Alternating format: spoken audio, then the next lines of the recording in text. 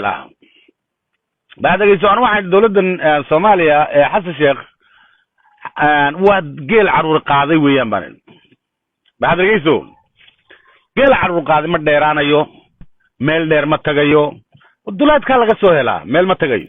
halkani waa dunida media daawadayaal kusoo dhawaada barnaamijkeena falanqeynta arrimaha siyaasadda oo aan maanta kaga hadli doono xasan sheekh maxamuud hogaamintiisa iyo waliba qaar ka mid ah shacabka iyo waliba siyaasiyiinta Soomaaliyeed oo fikirkooda ka dhiibtay hoggaan xumada xasan sheekh maxamuud. sida aad ku daawateen muuqaalkeena hordhaca ah oo ka mid ah dadka fahmay aqli xumada iyo khiyaanada xasan sheekh maxamuud dowladda uu madaxweyne ka yahay waa sida geel caruur qaaday ma dheera. sida haddaba uu ka dhawaajiyay ninkan odayga ah waxaan shaki ku jirin in dowladda uu hogaaminayo xasan sheekh maxamuud aysan ahayn mid meel gaarsiin karta dadka iyo dalka Soomaaliyeed. waa dhagar qabo caadeystay in ummadda Soomaaliyeed iyo dhaqaalahooda uu urursado dalkana maalinkiis u fasaxo cadowga Soomaaliyeed iyo dowladaha shisheeye. dowlad uu hogaaminayo madaxweyne Farmaajo ayaa ahayd mid ay u xiisi doonaan dhammaan ummadda Soomaaliyeed. ha yeeshee 4 sano uu hogaaminta hayn doona xasan sheekh maxamuud ayaa noqon doonta mid ummadda Soomaaliyeed ay dareemi doonin in dalka dowlad ka dhisan tahay.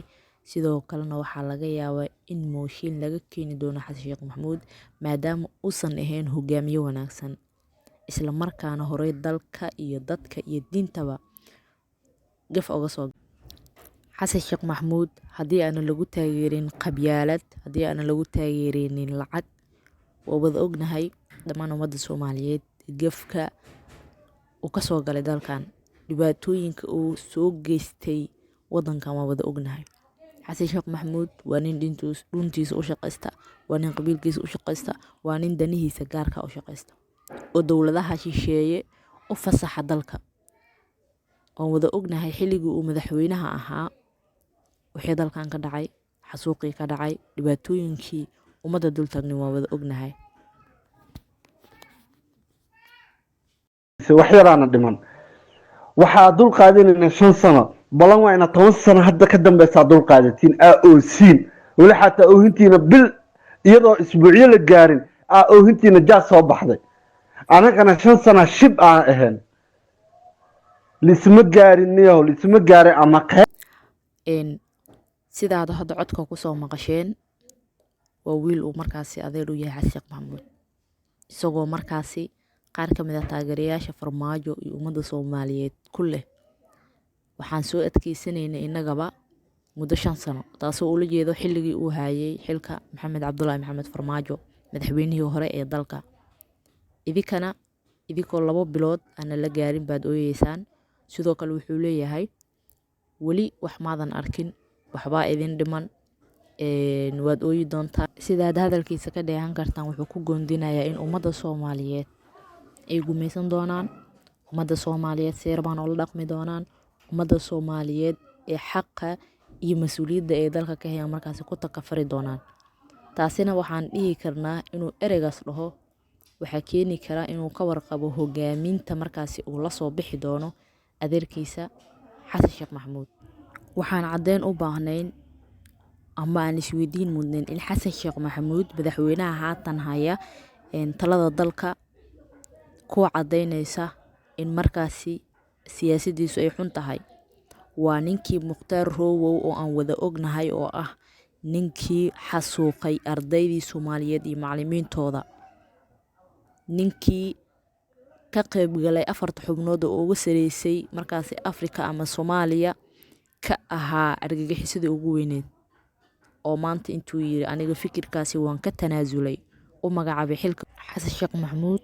waa wada qirsanahay inuu yahay madaxweyne Soomaaliyeed inuu yahay oday Soomaaliyeed laakiin marna ummadda Soomaaliyeed kama dhaadhacsana kamana daadegi doonto in xasan sheekh maxamuud uu yahay nin hogaamin wanaagsan u keeni kara dalka wax u qaban kara dalka dadka iyo diinta.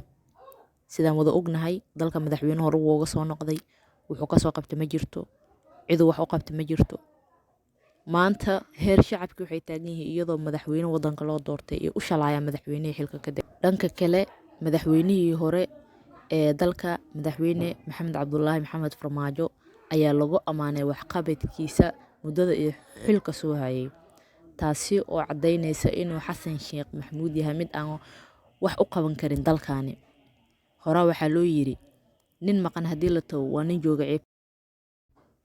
Waa tahay daawadayaal, guud ahaan intaas ayaan kusoo afmeeraynaa barnaamijkeena falanqeynta arrimaha siyaasadda oo aan kaga hadlaynay markaasi hogaaminta madaxweynaha haatan haya talada dalka Soomaaliya xasan sheekh maxamuud iyo sidoo kale dhaleeceeno markaasi ay kasoo jeedinayeen dadka Soomaaliyeed ee markaasi ogsoon madaxweynaha haatan haya talada dalka, wax walba oo markaan dalkani kasoo galay iyo wax walba uu u qabtay dalka madaxweynihii hore ee maxamed cabdulaahi farmaajo. Tani barnaamijkiisa xiga intaan dib ugu kulmi doono, waxaan idinka codsanayaa inaad markaasi channelka subscribe saartaan, sidoo kale aad like garaysa gambalelkana aad furato si uu kuu soo gaaro video walba oo aan halkan soo gelino.